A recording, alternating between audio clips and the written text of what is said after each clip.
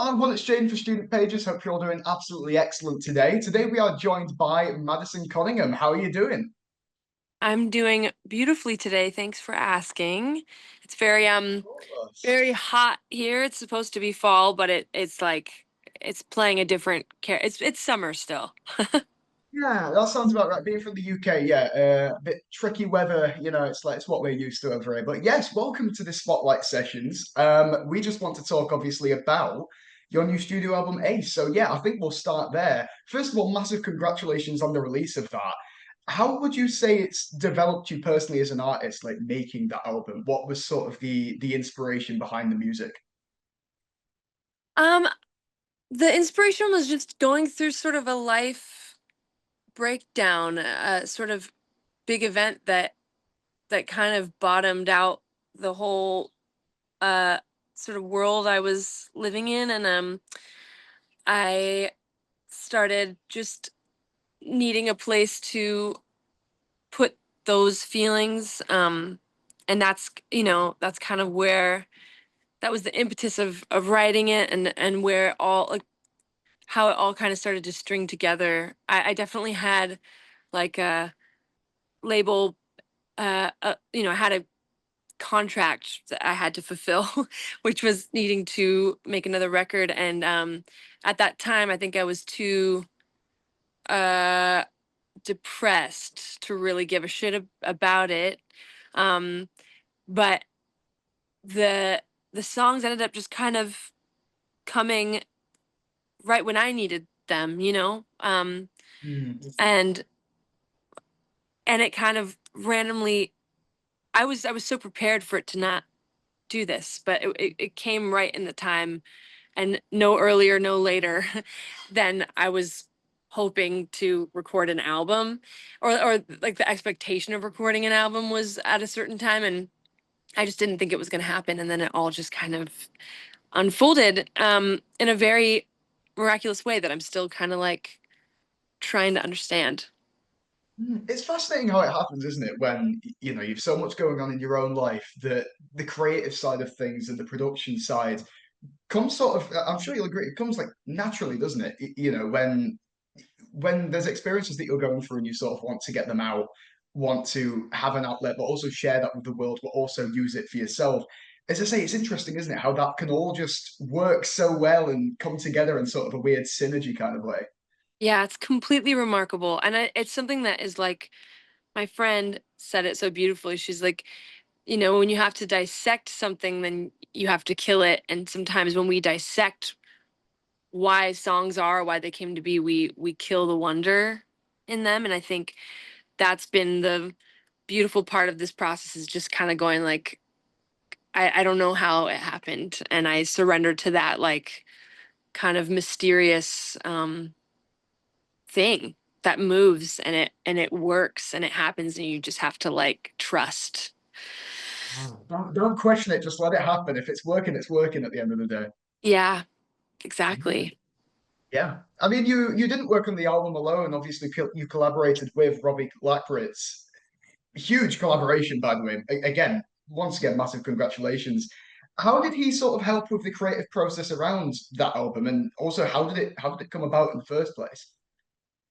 Him and I had crossed paths a few times. Uh I had opened for one of his artists, Bahamas, and there was I loved talking to him, and I felt like he was just a wealth of knowledge and really good advice. And my manager was kind of like, what if you guys made a record together? And it had never occurred to me. And it just, all of the pieces kind of fell in place. We had set to do this one like week of testing. Um, like if it was a match, and the idea was like he was going to engineer me while he watched me write. So it was really, yeah, it was really like a sobering experience. And I knew from the first moment, like hearing him engineer the process and how he was in so many ways writing with me, just by the way he was like making the sounds in the room and making me like respond to things. I just knew that it was going to be like the exact like counterpart that I wanted. for the record.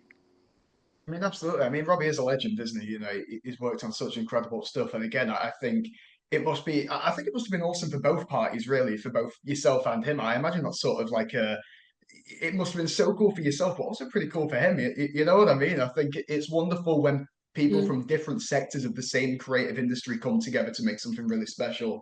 I Yeah. just think that's so awesome to witness. Again, a surprising thing. Like I think that's like Robbie has done so many incredible things, but he does not fancy himself like a big wig, you know, and he doesn't Yeah. go around bragging around about it because it speaks for itself. But it just goes to show you that like it's so much more important to have connection than credentials. And that's what makes the flow happen.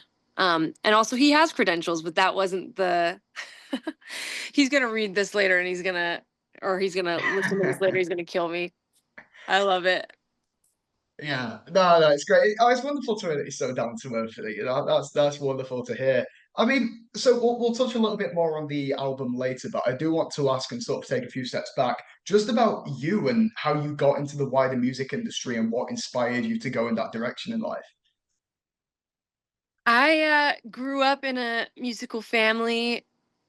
My dad is a songwriter and guitar player and drummer too, and I was inundated with music very early on, and like I mean I can tell you honestly, I didn't register music as being a career path until I was in this band in high school.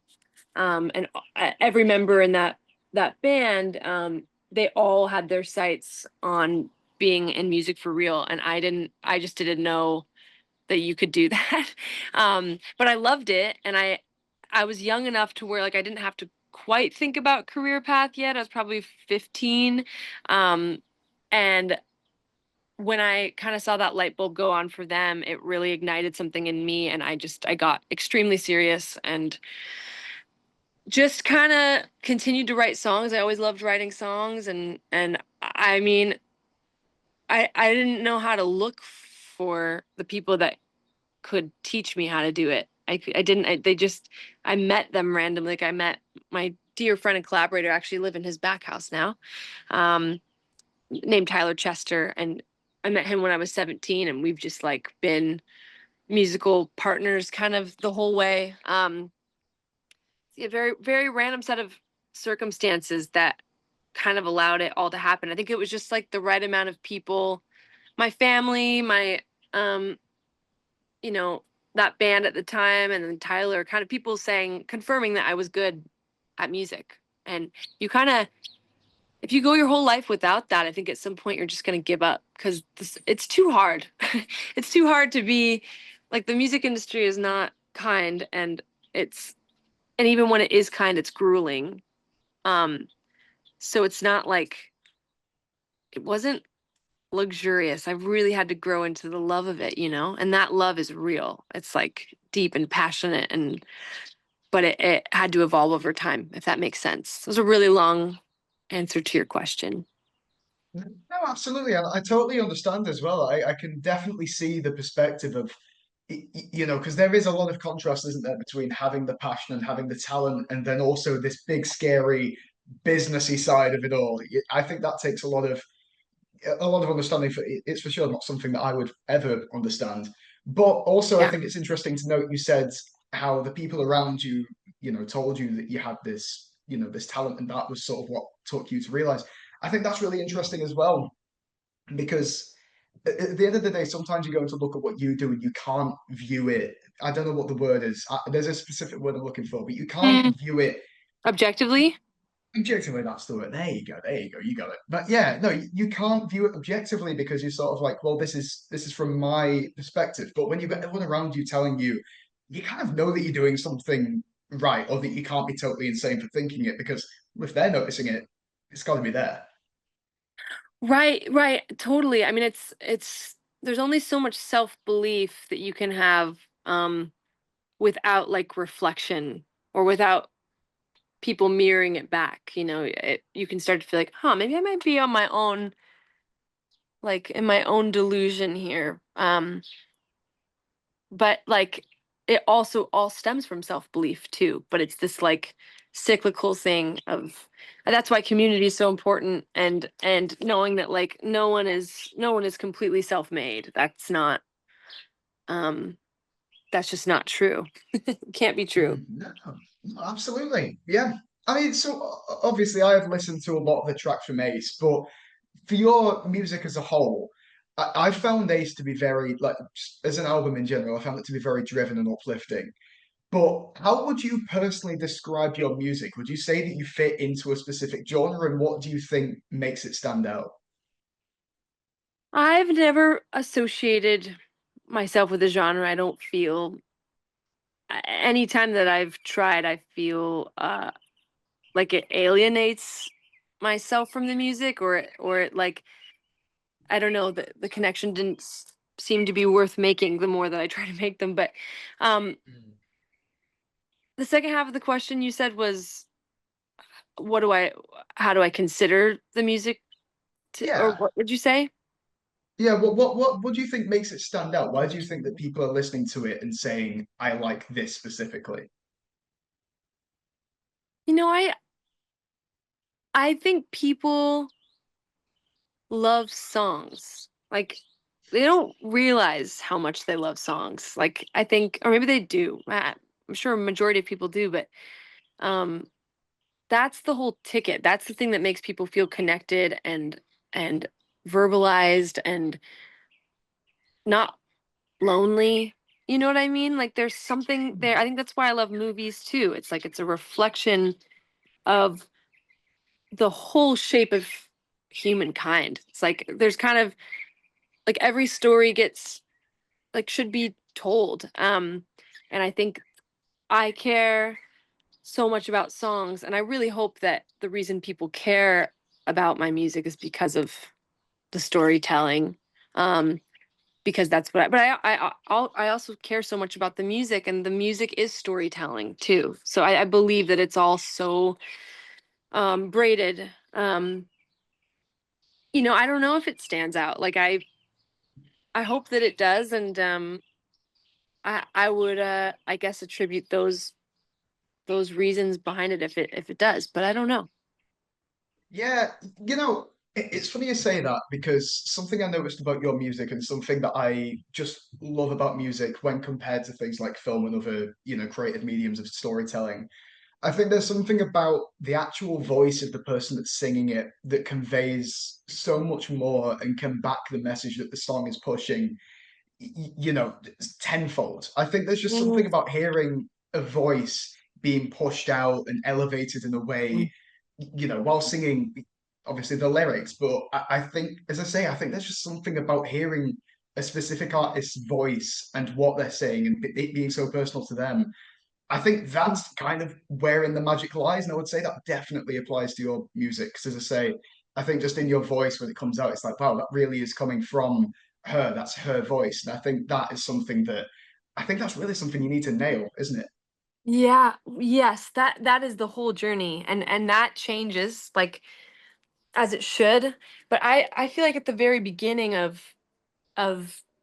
there's so many stages that have to happen to get to like a stage in general. But then to be on a stage that you actually can like get behind, and it's the stage that you make and you have to stand on, and what I this is a big metaphor, I guess, for like sound and story and intention and like finding my sound. There's so many. I feel like this is the first record that has ever felt truly like me from beginning to end. Like it's all like I made it for myself and no one else. There's no singles. There's no like like no one label people aren't specific. Like definitely like it's not an easy record to push. Let's just put it that way. But my label has been so supportive and so excited because I think there's something real in it, and that is all we can ask for, is to like find the thing that you're like, I believe in saying this and I believe the way that I'm saying it. Like those two things are what make an artist, I think, and a good album. And that's the whole journey. And that's what I feel like I've been looking for my whole life, is finding a way to do both of those things well. Um, and I really hope that I keep learning how to do it better. That's always the goal. And today I'm just really proud of what me and my bandmates made, and Robbie. Like, I just think we all put our best intentions into it, and um that feels like the win. Like, even if people don't give a shit about it, like, the win is already in what happened, and getting to express that, getting a place to actually have a voice, um getting to make sound uh, that together as friends, as like that, to me is pretty life changing, you know?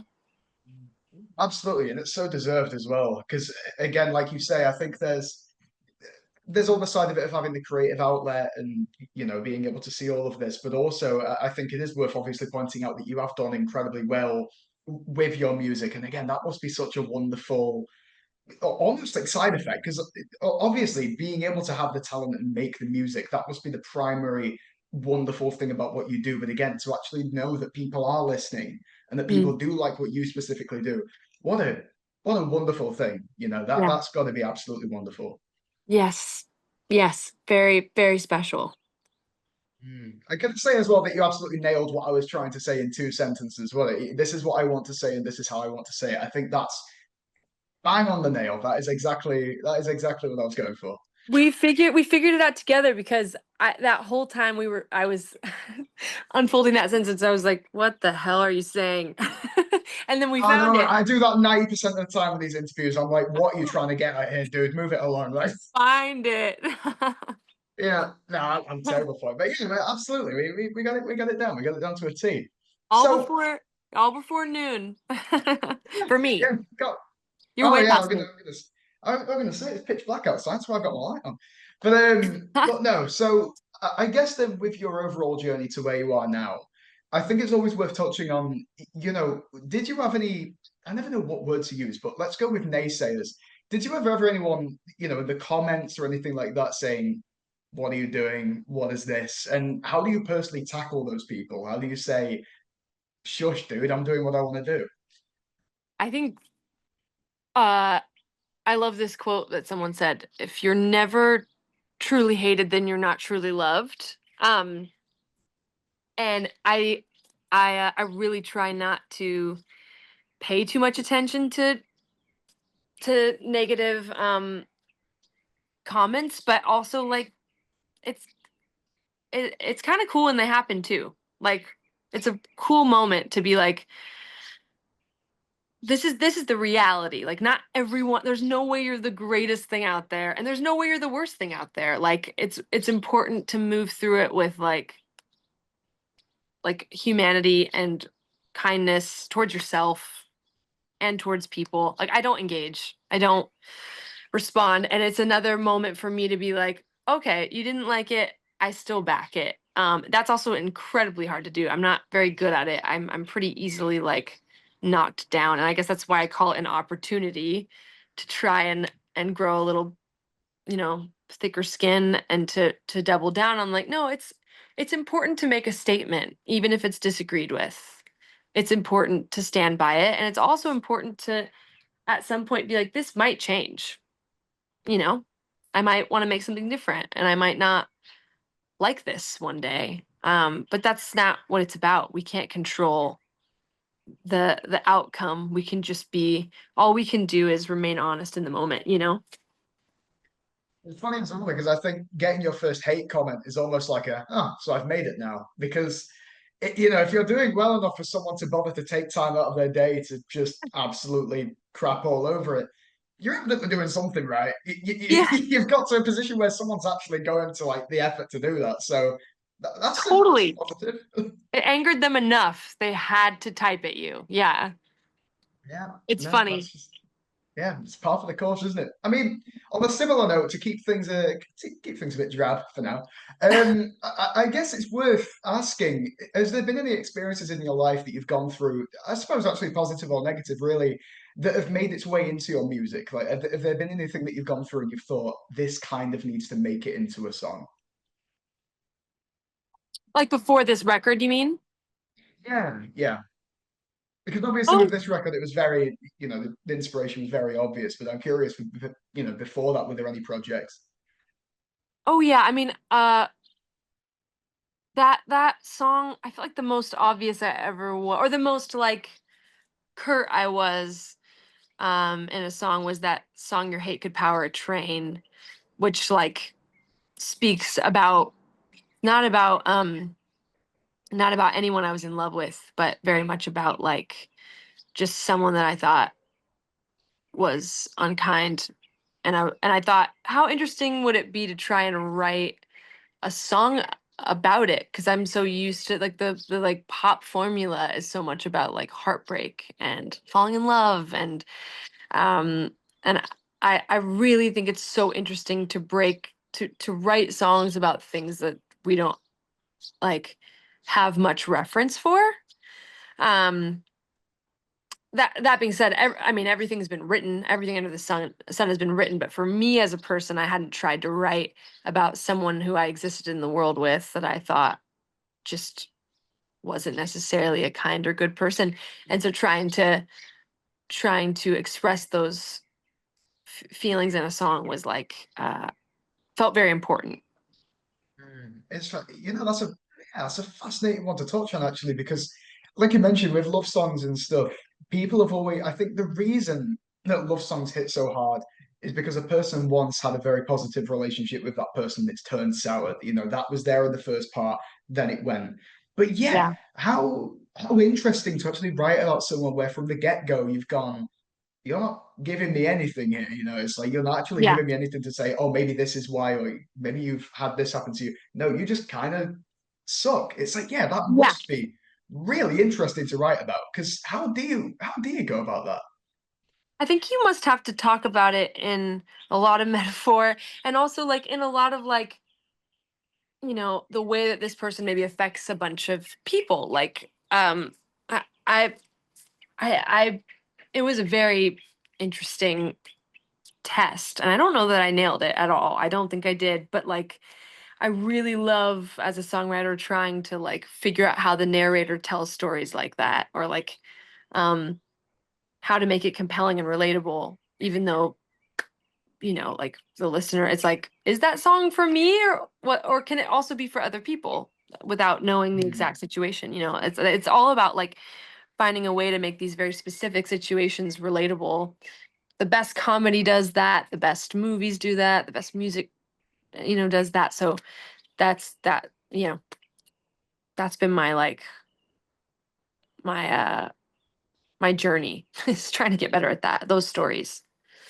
Yeah, well, I mean, I don't, everything. That's what I mean. Everything's learning, isn't it? Everything you do in life is sort of an opportunity to grow and learn. And again, I think especially when you're in music, there is no right and wrong. There is no right way to do it. There is no wrong way to do it. There's only this is one way, this is another. It's up to everyone out there to decide which one they prefer.